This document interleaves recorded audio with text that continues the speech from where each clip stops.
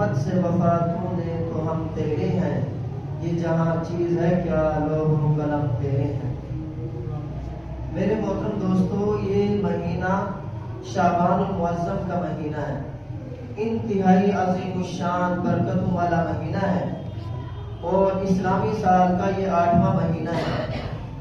ہمارے اسلاف کا طرز عمل یہ رہا ہے، جب وہ شعبان المعظم کا چاند دیکھتے تھے تو اس کے بعد تلاوت قرآن کریم کے اندر لگ جاتے تھے اور اسی طریقے سے اپنے مالوں کی زکوٰۃ کی ادائیگی کی کوشش کرتے تھے، اور اسی طریقے سے جو تاجر حضرات تھے وہ اپنا حساب کتاب سمیٹنے کی کوشش کرتے تھے، اور اسی طریقے سے جو اس زمانے کے حکمران ہوا کرتے تھے وہ قیدیوں کو بلاتے۔ اگر کوئی قیدی ایسا ہوتا کہ اس کے اوپر حد کا نفاذ ہوتا تو حد نافذ کرتے، نہیں تو اس قیدی کو رہا کر دیتے تھے، چھوڑ دیتے تھے، اور یہ سارے کام وہ شعبان المعظم کے مہینے کے اندر کیا کرتے تھے۔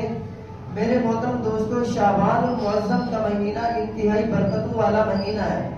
آپ علیہ السلام نے رجب کے مہینے کے اندر بارگاہ کے الہی کے اندر یہ دعا کی، اللہم بارک لنا فی رجب و شعبان و بلغنا رمضان۔ اے اللہ، رجب اور شعبان کے اندر برکت عطا فرما اور ہمیں بخیر و عافیت رمضان المبارک تک پہنچا۔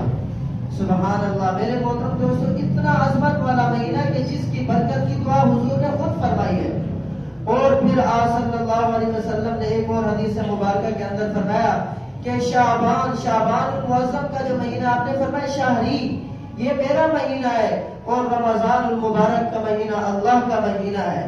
سبحان اللہ۔ حضور اس کو اپنا مہینہ قرار دے رہے ہیں، حضور نے فرمایا یہ میرا مہینہ ہے۔ ایک اور حدیث پاک کے اندر یہ جملے بھی آتے ہیں، آپ نے فرمایا الشعبان المطہر ورمضان المکفر۔ شعبان المعظم کا مہینہ جو ہے وہ آدمیوں کو پاک کرنے والا ہے، اور رمضان المبارک کا مہینہ المطہر المکفر، گناہوں کو مٹانے والا ہے۔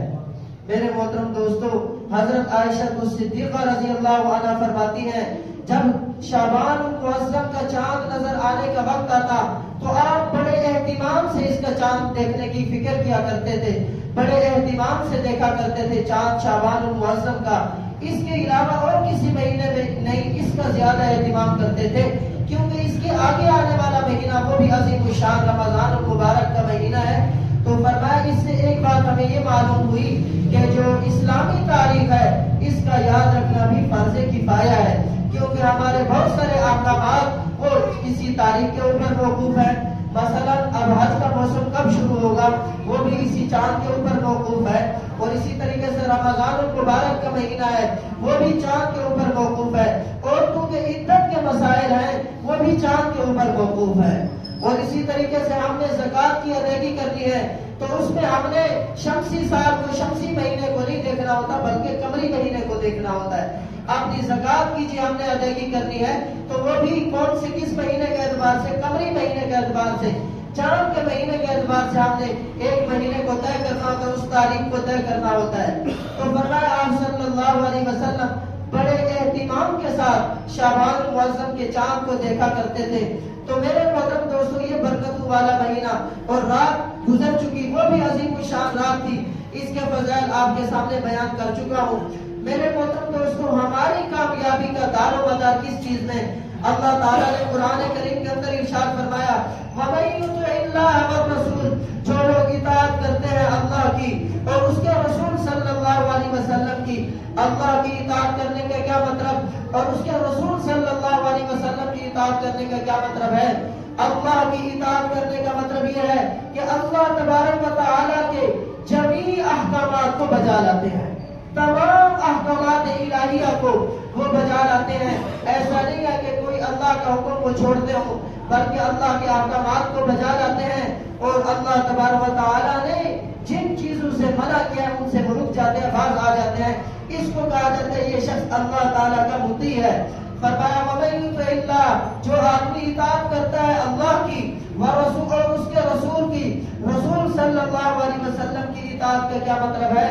رسول اللہ صلی اللہ علیہ وسلم کی اطاعت کا مطلب آپ علیہ السلام کی بات کو ماننا، اور آپ علیہ السلام جو دین لے کر آئے ہیں، جو شریعت لے کر آئے ہیں، اس کے اوپر عمل کرنا، اور آپ علیہ السلام کی بات کو جو آپ نے بات ارشاد فرما دی اس کو حرف آخر سمجھنا، یہ حضور کی اطاعت ہے۔ فرمایا وَمَن يُطِعِ اللَّهَ وَالرَّسُولَ، جو اللہ کی اطاعت کرتے ہیں اور اللہ کے رسول صلی اللہ علیہ وسلم کی اطاعت کرتے ہیں، یہی لوگ ہیں جی فَأُولَٰئِكَ، یہی لوگ مَعَ الَّذِينَ، ان لوگوں کے ساتھ ہوں گے أَنْعَمَ اللَّهُ، جن کے اوپر اللہ نے انعام کیا۔ سبحان اللہ، منعم علیہ، اللہ کے محبوب ترین بندوں کے ساتھ ہوں گے یہ لوگ جو اللہ کی بھی اطاعت کرتے ہیں اور اللہ کے رسول کی بھی اطاعت کرتے ہیں۔ وہ منعم علیہم کون ہے؟ جن کے اوپر اللہ تعالیٰ نے جی انعام کیا۔ سورۃ الفاتحہ کے اندر اس کا اجمال بیان کیا اور اس کے اندر اس منعم علیہم کی تفسیر بھی بیان کر دی۔ اہدنا الصراط المستقیم، اے اللہ تعالیٰ ہمیں سیدھے راستے پر چلا دیجئے۔ صراط الذین انعمت علیہم، ان لوگوں کا راستہ جن کے اوپر آپ نے انعام فرمایا۔ سبحان اللہ۔ اب وہ منعم علیہم کون ہے؟ فرمایا منعم علیہم وہ کون سے انبیاء ہیں، صدیقین ہیں، شہداء ہیں اور صالحین ہیں۔ یہ اللہ تعالیٰ کے پسندیدہ بندے ہیں۔ انبیاء کرام علیہ السلام اللہ کے منعم علیہ، اور اسی طریقے سے صدیقین ہیں۔